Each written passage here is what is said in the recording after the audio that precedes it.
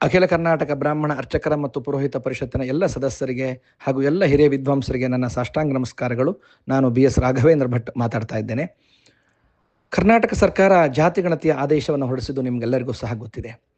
ಈ ಜಾತಿಗಣತಿಯ ಪ್ರಕ್ರಿಯೆಯಲ್ಲಿ ನಮ್ಮೆಲ್ಲರ ಒಂದು ದೊಡ್ಡ ಜವಾಬ್ದಾರಿ ಇದೆ. ಜಾತಿಗಣತಿಯಲ್ಲಿ ಸುಮಾರು 1160 ಜಾತಿಗಳನ್ನು ಬರೆದಿದ್ದಾರೆ. ಬ್ರಾಹ್ಮಣ ಸಮಾಜದ ಸುಮಾರು 60 ಉಪಜಾತಿಯನ್ನು ಅದರಲ್ಲಿ ನಮೂದಿಸಿದ್ದಾರೆ. ಬ್ರಾಹ್ಮಣ ಅಂತ ಹೇಳುವಂಥದ್ದು 210ನೇ ನಂಬರ್ ಕಲಂನಲ್ಲಿದೆ. ಮತ್ತು ನಮ್ಮೆಲ್ಲ ಉಪಜಾತಿಯನ್ನು ಅದರಲ್ಲಿ ನಮೂದಿಸಿದ್ದಾರೆ. ವಿಪರ್ಯಾಸ ಅಂದರೆ ಕ್ರಿಶ್ಚಿಯನ್ ಬ್ರಾಹ್ಮಣ ಇದೆ, ಮುಸಲ್ಮಾನ್ ಬ್ರಾಹ್ಮಣ ಇದೆ.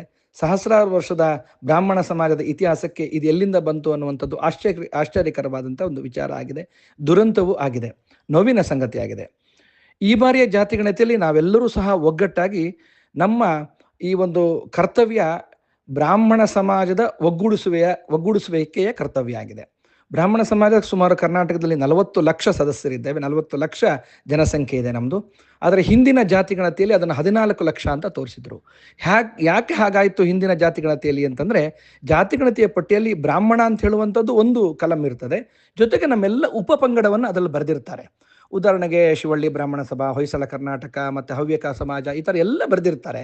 ನಾವು ಮನೆಗೆ ಬಂದಾಗ ನಾವು ನಮ್ಮ ಉಪಪಂಗಡವನ್ನು ನಮೂದಿಸಿದಲ್ಲಿ ಆ ಉಪಪಂಗಡವನ್ನು ಇತರೆ ಎನ್ನುವಂಥ ಪಟ್ಟಿಗೆ ಸೇರಿಸಿ ಯಾರು ಬ್ರಾಹ್ಮಣ ಅಂತ ಮಾತ್ರ ಬರೆದಿರ್ತಾರೆ ಅದನ್ನು ಬ್ರಾಹ್ಮಣರ ಪಟ್ಟಿನಲ್ಲಿ ಇಟ್ಟಿದ್ದಾರೆ.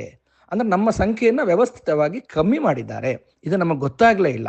ಆದರೆ ಈ ಬಾರಿ ನಾವೆಲ್ಲರೂ ಸಹ ಈ ಜಾತಿಗಣತಿಯಲ್ಲಿ ತ್ರಿಮತಸ್ಥರ ಎಲ್ಲ ಉಪಪಂಗಡವೂ ಸಹ ಬರೀ ಬ್ರಾಹ್ಮಣ, ಹಿಂದೂ ಬ್ರಾಹ್ಮಣ 210 ಕಲಂನಲ್ಲಿ ನಾವು ಗುರುತು ಮಾಡೋಣ. ನಮ್ಮ ಹೆಮ್ಮೆ, ನಮ್ಮ ಉಪಪಂಗಡ, ನಮ್ಮ ಸಂಪ್ರದಾಯ ಎಲ್ಲವನ್ನೂ ನಾವು ಉಳಿಸ್ಕೊಳ್ಳೋಣ. ಜೊತೆಗೆ ಸರ್ಕಾರದ ವ್ಯವಸ್ಥೆಯಲ್ಲಿ ಮಾತ್ರ ಉಪಪಂಗಡವನ್ನು ತೋರಿಸದೆ ನಾವು ಹಿಂದೂ ಬ್ರಾಹ್ಮಣ ಅಂತವನ್ನು ನಮೂದಿಸಲೇಬೇಕು. ನಮ್ಮ 40 ಲಕ್ಷ ಸಂಖ್ಯೆಯಲ್ಲಿ ನಾವೇನಿದ್ದೇವೆ ಈ ಬಾರಿ ಅದನ್ನು ಮುಟ್ಟುವ ಪ್ರಯತ್ನವನ್ನು ನಾವೆಲ್ಲರೂ ಸಹ ಮಾಡೋಣ.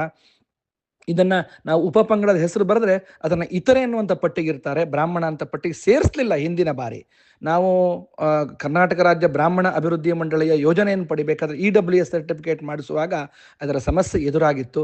ಯಾರು ಉಪಪಂಗಡವನ್ನು ಬರೆದಿದ್ರು ಅವರಿಗೆ EWS ಸರ್ಟಿಫಿಕೇಟ್ ತಗೊಳ್ಳಿಕ್ಕೆ ಆಗಲಿಲ್ಲ.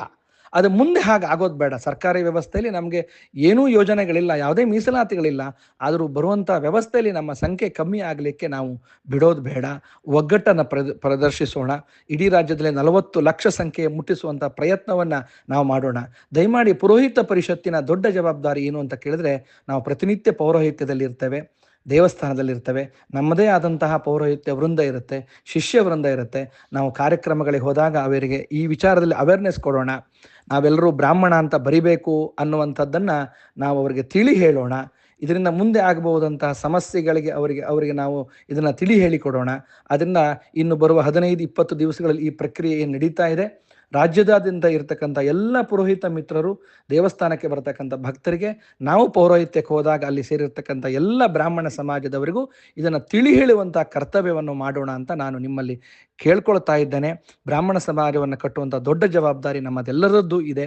ಅದರಿಂದ ಈ ಒಂದು ಆಂದೋಲನವನ್ನಾಗಿ ನಾವು ಇಟ್ಕೊಂಡು ನಾವು ಇದರಲ್ಲಿ ಜಯಶೀಲರಾಗೋಣ ಅಂತ ಹೇಳಿ ನಾನು ನಿಮ್ಮಲ್ಲಿ ಪ್ರಾರ್ಥನೆ ಮಾಡ್ತೇನೆ. ನಿಮಗೆ ಮತ್ತೊಮ್ಮೆ ನಾನು ರಾಘವೇಂದ್ರ ಭಟ್ ಸಾಷ್ಟಾಂಗ ನಮಸ್ಕಾರವನ್ನು ಮಾಡಿ ಈ ಒಂದು ವಿನಂತಿಯನ್ನು ಮಾಡ್ತಾ ಇದ್ದೇನೆ. ನಮಸ್ಕಾರ.